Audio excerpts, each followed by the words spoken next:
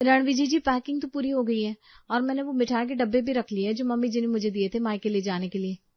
हाँ हाँ, मिठाई तो लेकर ही जानी है। उन्हें भी तो पता चले कि हमारे गांव में कितना देते लेता है। शादी वाले घर में जा रहे हैं तुम्हारे मायके। भाई अभी तो मैं ही इकलौता दामाद हूँ, तो खातिरदारी अच्छी होनी चाहिए। क्या देना अपने मम्मी पापा को? अरे मेरे मम्मी पापा ने आज तक कोई कसर छोड़ी है क्या खातिरदारी में जो आज छोड़ेंगे?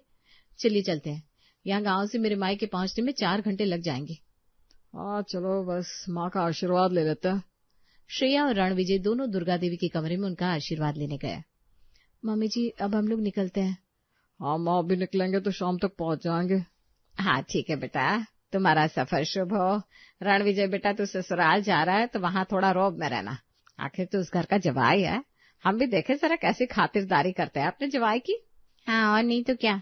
रणविजय देख, जब तक वो लोग 4 बार खाने के लिए ना बोले खाना मत। कम हंसना, थोड़ी अक्कड़ दिखाना और नखरे करना। अरे दीदी, ऐसा क्यों बोल रही है? जमाई भी तो आखिर घर का बेटा ही होता है ना। यह देखो, ये श्रेया, तू इसे अपने मायके वालों के हाथ की कठपुतली बना देगी। अरे जमाई थोड़ा रौब में रहे, थोड़े नखरे करे, तभी जमाई की इज्जत होवे ससुराल में। सुमन, एक काम कर, तू भी इन लोगों के साथ चली जा, तो उसके साथ रहेगी तो समझाती रहेगी। हाँ दीदी चलिए ना, वैसे भी श्रेया की बहन की शादी है, न्योता तो पूरे घर का ही आया है, तो आप भी चलिए। ठीक है, अब सब इतना बोल रहे हो तो मैं चलती हूँ। क्यों श्रेया भाभी, आपको तो कोई प्रॉब्लम नहीं है ना?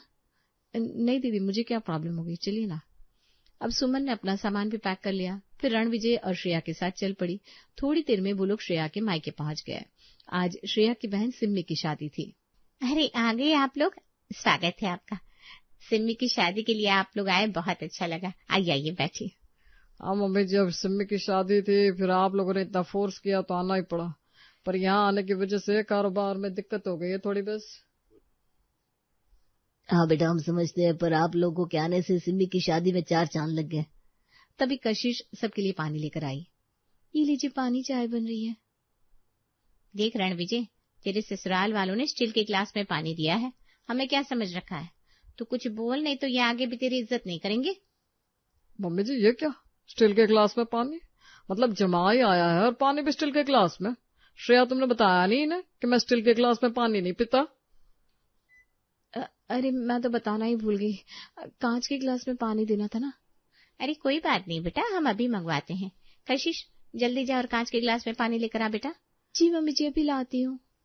कशिश स्टील के गिलास उठाती है और अंदर चली जाती है कांच के गिलास में पानी लाने। बिल्कुल सही किया रणविजय, ससुराल में दबदबा ऐसे ही बनता है। कशिश ने सबको कांच के गिलास में पानी लाकर पिलाया। बेटा चलो नाश्ता लगवाते हैं, क्या लोगे? कचौड़ियाँ, पूरी, सब्जी या फिर कुछ हल्का? हद है मम्मी जी, नाश्ता भी पूछ कर लगाते हैं आप लोग। जमाई जी से पूछा जाता है क्या? 4 बार मनुहार करके खिलाया जाता है कि खाना ही पड़ेगा, खाइए जी। अरे हमारे यहाँ तो कोई जमाई घर रहा है तो उसके आगे थाली रखी जाती है बिना पूछे। और थाली में हमारे यहाँ करीब 36 तरह के पकवान रखे जाते हैं। जमाई खाते खाते थक जाते हैं, पर हम खिलाते खिलाते नहीं थकते। अच्छा अच्छा बेटा, नाराज क्यों होते हो? बस बोलने की देर है, अभी लगवाते हैं नाश्ता। ये लीजिए नाश्ता, खाइए ना। बढ़िया, अब जमाई की इज्जत बनती दिख रही है। अब सबने नाश्ता किया, फिर कमल, सुधा और कशिश शादी के कामों में लग गए। रणविजय उनकी कोई हेल्प नहीं कर रहा था, वो बस एक कोने में अकड़ कर बैठा था। सुमन दीदी, ये सब ठीक नहीं लग रहा है। अरे आप चुप रहिए, ये जमाईगिरी का स्टाइल है, आप नहीं समझेंगी। रणविजय ने आते ही पूरा माहौल अपने हिसाब से सेट कर लिया है, अब सबकी निगाह उस पर ही है। अब रणविजय को लगता था कि उसने अपने रौब से सबका दिल जीत लिया है, पर घर वालों के चेहरों की झेप के पीछे इरिटेशन पनप रही थी। सिम्मी की शादी थी, सभी नाच रहे थे, तभी रवि ने कहा, चलिए जीजा जी, थोड़ा आप भी तो डांस कीजिए, कब से साइड में बैठे हैं। हाँ जीजू प्लीज, आज मेरी शादी है, आपको डांस करना ही पड़ेगा, ऐसे साइड में क्यों बैठे हैं? अरे पहले हमसे किसी ने पूछा ही नहीं, आखिर इस घर के जमाई है, सबसे पहले तो हमसे ही पूछना चाहिए था डांस के लिए। कोई बात नहीं जीजा जी, अब तो पूछ रहे हैं ना, चलिए डांस करते हैं। आप कहाँ साइड में बैठे, दिखाई भी नहीं दिए मुझे। अब मैं डांस नहीं करूंगा, पहले पूछा होता तो सोचता। अच्छा मुझे गर्मी लग रही है, मेरे लिए एसी रूम की व्यवस्था करो। हाँ जीजा जी, आपके लिए ऊपर वाला एसी रूम खुलवा दिया है, आराम कर लीजिए। इसी तरह रणविजय अपनी अकड़ में ही रहा। सुमन उसे बात बात पर बताती रहती कि जमाई को थोड़ा रौब में रहना है। सिम्मी की शादी हो गई और वो अपने ससुराल चली गई। रणविजय, श्रेया और सुमन भी वहां से अपने घर आ गए। रात को आराम करने जब सभी कमरे में गए, तभी श्रेया ने रणविजय से कहा, ओ, सिम्मी की जिनके साथ शादी हुई है, क्या नाम है उनका? रोहित। हाँ वही। रोहित जी कितने हंसमुख है ना, पूरी शादी में मुस्कुराए जा रहे थे, अपनी शादी में खुद कितनी बातें बता रहे थे, मुझे तो बड़ा अच्छा लगा। सिम्मी के लिए मैं बड़ी खुश हूँ। अच्छा, तुम्हें बड़े अच्छे लगे वो? एक दिन हुआ नहीं रोहित जी से मिले उनके गुणगान कर रही हो। अरे दूसरे की थाली में घी ज्यादा ही लगता है। कुछ भी बोलो, है बड़े स्वीट हमारे छोटे जमाई जी। चलिए गुड नाइट, मुझे बड़ी नींद आ रही है, बहुत थक गई हूँ मैं। Good night. फिर श्रेया रणविजय दोनों सो गए। समय बीता, साल भर ऐसे ही निकल गया। एक दिन श्रेया किचन में चाय बना रही थी, तभी उसका फोन बज उठा। मम्मी नमस्ते, कैसी हैं आप? अरे बेटा बहुत बढ़िया हूँ। आज ना तुझे एक बहुत बड़ी खुशखबरी देनी है। क्या मम्मी, जल्दी बताइए ना। अरे तू बुआ बन गई है, रवि और कशिश को बेटा हुआ है। सच में मम्मी? ओ माय गॉड, मैं बुआ बन गई। कितनी बड़ी खुशखबरी दी आपने, मुझे तो यकीन ही नहीं हो रहा। बिल्कुल ठीक है ना दोनों? हाँ हाँ सब ठीक है बेटा, भगवान की कृपा है। अब तो मैं दादी बन गई। और बेटा इसी खुशी में इस संडे को एक छोटी सी पूजा और पार्टी रखी है, सबको बुलाया है। तुझे और रणविजय जी को जरूर आना है। हाँ मम्मी, हम जरूर आएंगे। अच्छा मम्मी, फोन मम्मी जी को दे रही हूँ, उन्हें भी बोल दीजिए ना। हाँ हाँ बेटा, दुर्गा देवी को फोन दे। श्रेया भागकर कमरे में जाती है जहाँ दुर्गा देवी बैठी थी। मम्मी जी, मम्मी का फोन है, कह रही है आपसे बात करनी है। हाँ सुधा जी नमस्ते, बोलिए क्या हाल है। नमस्ते नमस्ते, बस खुशखबरी देने के लिए फोन किया। हम दादा दादी बन गए, रवि और कशिश के यहाँ बेटा हुआ है। अरे वाह, अच्छा है, बधाई हो आपको। थैंक यू जी। इस संडे को एक छोटी पूजा और पार्टी रखी है, तो रणविजय और श्रेया को भेज दीजिएगा, हम सब मिलकर थोड़ी खुशियां मना लेंगे। हाँ हाँ ठीक है, भेज देंगे। भगवान बच्चे को लंबी उम्र दे। अच्छा किया जो आपने बताया। दुर्गा देवी ने इतना कहकर सुधा का फोन रख दिया। श्रेया के पैर तो आज खुशी के मारे जमीन पर नहीं टिक रहे थे। शाम को रणविजय खेतों में काम करवाकर घर लौटा। बेटा रणविजय, आज तेरे ससुराल से फोन आया था तेरी सास का। रवि के बेटा हुआ है तो पार्टी है वहाँ, तुझे और बहू को बुलाया है। अब बुलाया है तो जाना ही पड़ेगा, पर रणविजय तुम्हें पता है ना तुम्हें कैसे रहना है वहाँ। हाँ भाई, मुझे सब याद है, देखा नहीं दीदी मेरे आगे पीछे सब कैसे घूमता है। हाँ बस ऐसे ही अपनी पकड़ बनाए रखना, आखिर तुम उस घर की जमाई हो। चलो अब जाने की तैयारी कर लो, अच्छे अच्छे कपड़े लेकर जाना। हाँ हाँ ठीक है। अब रणविजय कमरे में जाकर अपनी पैकिंग करने लगा। श्रेया ने भी पैकिंग कंप्लीट कर ली। 2 दिन बाद संडे आया और वो दोनों निकल पड़े। सिमी भी रोहित के साथ आ रही थी। दोनों एक साथ ही कमल जी के घर पहुंचे। अरे अरे देखो, हमारे दोनों जमाई राजा आ गए। आओ बेटा रणविजय, आओ रोहित बेटा, स्वागत है आप दोनों का। हाँ भाई, आज तो घर में 2 दामादों की रौनक है, एक गांव वाला दामाद और एक शहर वाला दामाद। कमल जी की बात पर सब हंस दिए। आइए ना जीजू, अंदर आइए। दीदी आप तो और भी स्लिम लग रही है, क्या सीक्रेट है।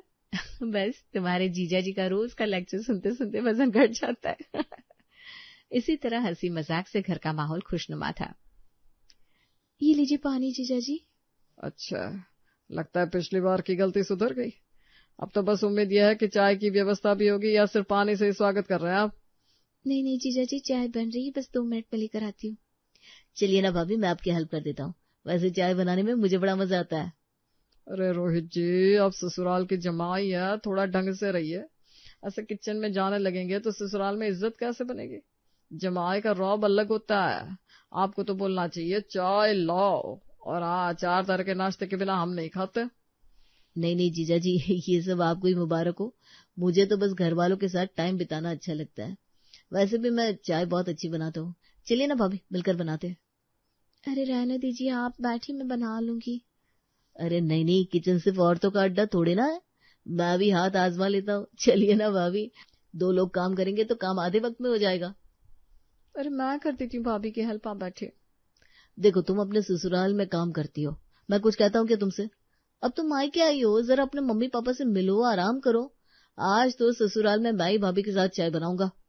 अच्छा बाबा, जो आपकी मर्जी आए कीजिए। चलिए दीदी, हम अपने कमरे में चलते हैं। रोहित के चेहरे पर मुस्कान थी और स्वभाव में अपनापन। धीरे धीरे वो सबके साथ घुलने मिलने लगा था, और रणविजय तो बस अपनी अकड़ में अपने रौब में ही रहता था।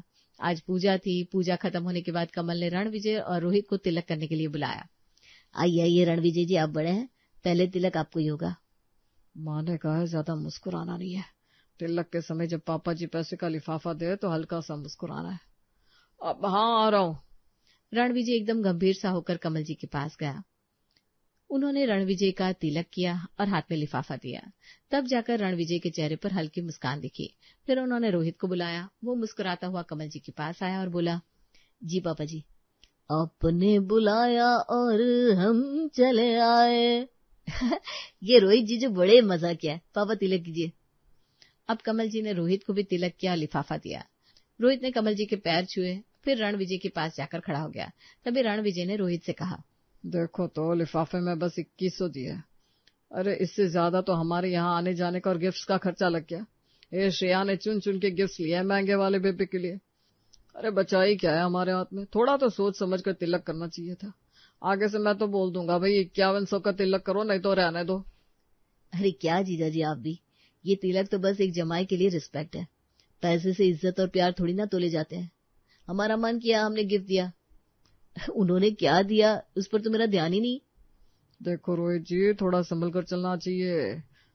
अरे हम यहाँ के जवाई हैं, यहाँ से हमारा लेने का पूरा हक बनता है। मैं तो आपकी बातों से एग्री नहीं करता। कोई बात नहीं, अपनी अपनी सोच है।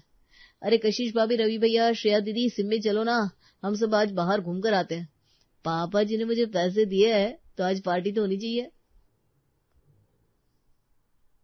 अरे रोहित जी, वो पैसे आपके हैं, आप रखिए, पार्टी तो शाम को है ही। हाँ रोहित जी, आपने कह दिया, यही बहुत बड़ी बात है। अरे पैसों को रखकर कौन सा अचार डालना है। चलिए ना भाभी, अभी हम सब साथ में, बड़ा मजा आएगा। सिमी बता रही थी यहाँ बहुत अच्छा शॉपिंग मॉल खुला है पास में, तो हम सब वहीं चलेंगे। चलिए फटाफट रेडी हो जाइए। अब ये रोहित जी कहाँ मानने वाले हैं बोलने से। जाओ बच्चों, तुम सब घुमाओ, मैं यहाँ पार्टी की तैयारी देख लूंगी। रणविजय जी आप भी जाइए, सबके साथ घुमाइए। हाँ जीजा जी, आप भी चलिए ना, बहुत अच्छा लगेगा आपको। सबसे बात करने से पहले मुझसे पूछना चाहिए था। मुझसे आखिर में पूछ रहे सब, मुझे नहीं जाना। मैं जा रहा हूँ अपने कमरे में आराम करने। मम्मी जी मेरे रूम का एसी चलवा कर रूम को चिल्ड करवा दीजिए पहले। जीजा जी, मैंने पहले ही आपके रूम का एसी ऑन कर दिया है और सफाई भी करवा दी है। सब कुछ आपके मुताबिक वहां पर आपको मिल जाएगा। रोहित जी का कमरा ठीक किया कि नहीं? वो भी तो इस घर के जमाई है। अरे वो तो हम सब में ऐसे घुल मिल जाते हैं, कौन सा कमरे में रहते हैं। और कमरा किसको चाहिए, अपने कमरे में तो हम लोग हर दिन रहते हैं। आज तो पार्टी के बाद हम सब हॉल में बिस्तर लगाएंगे और अंताक्षरी खेलेंगे। चलिए अब देर हो रही है। रणविजय अब अकेला रह गया था। उसकी खातिरदारी तो पूरी हो रही थी, किसी चीज की कोई कमी नहीं थी, पर कोई उससे हंस के मुस्कुरा के बात नहीं कर रहा था। वहीं रोहित अपने मिलनसार स्वभाव की वजह से सबके दिलों में अपनी जगह बनाता जा रहा था। सभी घूमने चले गए और शाम को पार्टी के वक्त सभी घर लौट आए। अरे आ गए सब, बस मेहमान भी आने लगे हैं अब। पापा जी आप टेंशन मत लीजिए, मैं मेहमानों को संभालूंगा। अरे रोहित जी, जो बहुत कर लिया आपने, अब पार्टी एंजॉय करिए ना, ये सारा काम मुझ पर छोड़ दीजिए। अरे क्या रवि भैया, कर दिया ना पराया, मैं भी तो इस घर का बेटा ही हूँ। तभी वहां सुधा आ गई। घूम आए तुम सब? बताओ कैसा लगा शॉपिंग मॉल यहाँ का? बस 1 हफ्ते पहले ही ओपनिंग हुई है इसकी। अरे मम्मी पूछो मत, आज तो बस मजा ही आ गया। सबके साथ घूमने का मजा ही अलग है, और ऊपर से रोहित जी के जोक्स। हाँ मम्मी जी, रोहित जी ने हंसा हंसा कर पेट में दर्द करा दिया। और ये देखिए, इन्होंने छोटू बेबी के लिए कितना सारा सामान खरीदा है। अरे इसकी क्या जरूरत थी रोहित जी, आप तो पहले ही इतने गिफ्ट्स लेकर आए हैं। मम्मी ये इतना नहीं सोचते, इनको बच्चे के लिए चीजें पसंद आई तो इन्होंने ले ली। अच्छा, थोड़ी देर में सब खाने के लिए टेबल पर आ जाना, खाना लग चुका है। रणविजय जी अभी तक कमरे से ही नहीं आए। मैं बुला कर लाती हूँ मम्मी उन्हें। श्रेया रणविजय को बुलाने चली गई। थोड़ी देर में सभी टेबल पर पहुंच गए। तब तक श्रेया और रणविजय भी टेबल पर आ चुके थे। आइए आइए रणविजय जी, खाना लग गया है, खा लीजिए। रोहित बेटा आप भी बैठिए ना। मम्मी जी पापा जी, मेरी थाली में बस 2 मिठाइयाँ। अरे मैं इस घर का बड़ा जमाई हूँ, 4 तरह की मिठाई बिनना नहीं होगा मेरा। हमारे गांव में तो जमाई को कितना खिलाया जाता है आपको पता ही है। यहाँ तो सबके लिए एक जैसे ही पकवान बने। वो पार्टी में एक जैसा ही खाना बना है, पर आप गुस्सा मत कीजिए, मैं आपके लिए और मिठाइयाँ मंगवाता हूँ। हाँ ठीक है, तभी खाऊंगा मैं। रोहित बेटा आप भी खाने बैठ जाइए, आपके लिए भी मंगवाते हैं मिठाइयाँ। अरे नहीं नहीं मम्मी जी, इसकी कोई जरूरत नहीं है। मीठा तो आप जीजा जी को खिलाइए, मैं तो रवि भैया के साथ एक ही थाली में खाना खाऊंगा। जीते रहो बेटा, मुझे तो आप में और रवि में कोई फर्क ही नहीं लगता। अच्छा आप सब बैठ कर खाना खाइए। और पापा मम्मी आप बिल्कुल भी फिक्र मत करिए, हमें खाते वक्त जो भी चाहिए होगा हम आपस में ले लेंगे। आप लोग रणविजय जीजा जी का पूरा पूरा ध्यान रखिएगा। हाँ, इनके लिए गरम गरम पुड़िया ही लाना, ये गरम पुड़िया ही खाते हैं। और हाँ, 4 तरह की मिठाइयां और 10 तरह की सब्जियां भी होनी चाहिए। आखिर जमाई है वो आपके घर के। क्यों, है ना रणविजय जी? आप आराम से जमाई की तरह खाना खाइएगा। आपकी खातिरदारी में कोई कमी नहीं होगी यहाँ। और मैं तो यहाँ सबके साथ बैठकर खाना खाऊंगी। अब रणविजय की खातिरदारी तो हो रही थी, पर वो अकेले बैठकर खाना खा रहा था और इधर रोहित सबके साथ बैठकर हंसी मजाक करते हुए खाना खा रहा था। सभी रोहित से बहुत अच्छे से बात कर रहे थे। इस तरह पार्टी खत्म होने पर रणविजय और श्रेया अपने घर लौट आए। 2 महीने बाद रणविजय ने दुर्गा देवी से कहा, माँ, मैं सोच रहा था कि 1-2 दिन के लिए ससुराल हुआ हूँ, इसी बहाने श्रेया भी अपने मायके वालों से मिल लेगी। अच्छा, तो तुझे भी ससुराल की हवा लग गई है। अरे अभी तो जाकर आया था। जल्दी जल्दी जाने से जवाई जैसी इज्जत नहीं होती। जमाई को 4 बार बुलाए तो 1 बार जाना चाहिए, वो भी साल 2 साल में 1 बार।